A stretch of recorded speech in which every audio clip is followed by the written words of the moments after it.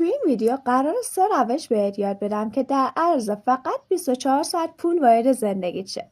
میدونم خیلیاتون الان میگید این شدنیه، مگه داریم؟ ولی این روش ها همشون امتحانشون رو پس دادن، روی تک تکشون آزمایش شده.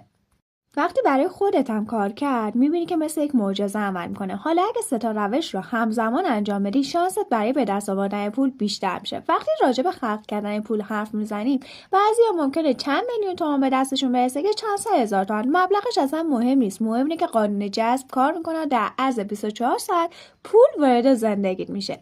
قبل اینکه بگم روش اول چیه، دوست عزیزم همین الان این پست رو لایک کن، برامون کامنت بذار، ذخیره‌اش کن که گمش نکنی، بفرست حداقل برای 5 از دوستات. روش اول اینکه انرژی خلق کننده تو فعال کنی که مربوط به چاکرای ریشه میشه. قبل از همه چی این 24 ساعت رو درست قبل از خواب شروع کن، چون زمانی که خواب انرژی خلق کنندمون رو فعالش کنیم. هممون میدونیم که ما 7 چاکرای اصلی داریم که هر کدوم وظایف مختلفی رو دارن، ولی الان ما با چاکرای ریشه کار داریم که مربوط به خلق کردن هست. حالا چاکرای ریشه کجاست و کار کردش چیه؟ اینه که انتهای ستون فقرات قرار داره. نسبت به باقی چاکراها کنتر عمل میکنه و رنگش قرمزه. اگه فعال باشه و باز احساس امنیت میکنی. خلاصه بگم رفاه، سلامتی، تمام‌بندی شخصی شما مربوط به این چاکرا.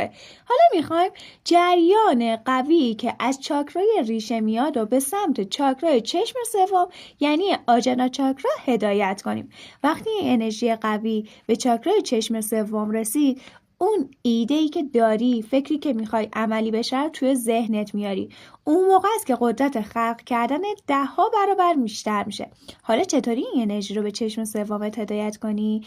این کار زیاد به مدیتیشن ها و مراقبت های اصولی. اینجا میخوام یه تکنیک ساده تنفسی بهت یاد بدم که بتونی چاکرای ریشه رو فعال کنی و آگاهی تو ببری به چاکرای ریشه و از اونجا دم میگیری و بازدم رو توی چشم سوم انجام میدی.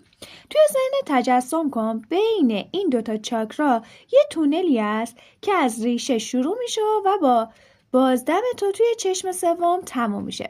بعد از اینکه چندین بار این کار رو انجام دادی، آگاهیت رو میاری ما بین 2 ابرو. حالا به پولی که میخوای فکر میکنی، یا پول نقده یا به حسابت واریز میشه یا چک بهت میدن، هر چی فرقی نداره، اون ایده رو بهش فکر میکنی.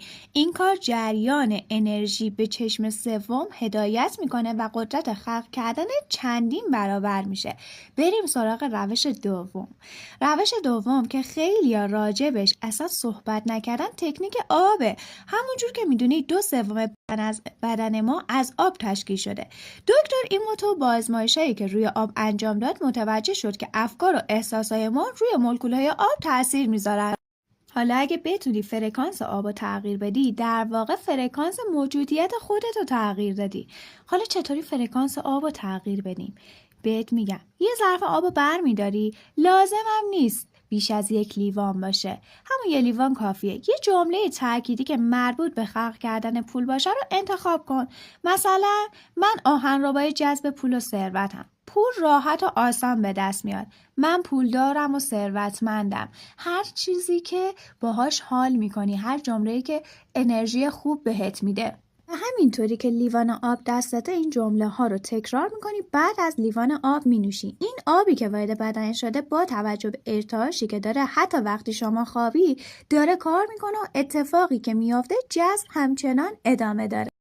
خب رفیق، امیدوارم تا اینجا خسته نشده باشی و بریم سراغ تکنیک سوم که بهش میگیم تکنیک بالش. این تکنیک رو شاید از قبل شنیده باشی که میگن خواسته‌هاتو بنویس و شب‌ها بذار زیر بالشت. دقیقاً وقتی خواستت رو، مبلغی که میخوای رو نوشتی روی کاغذ رو میگیری جلوی چشم سومت دقیقاً و اون مبلغ رو میخونی و چند بار چشمات رو باز و بسته میکنی و تصویر سازی میکنی. اینجوری قدرت تجسمت خیلی خیلی بالا میره و اون کاغذ رو تا میکنی میذاری زیر بالشت.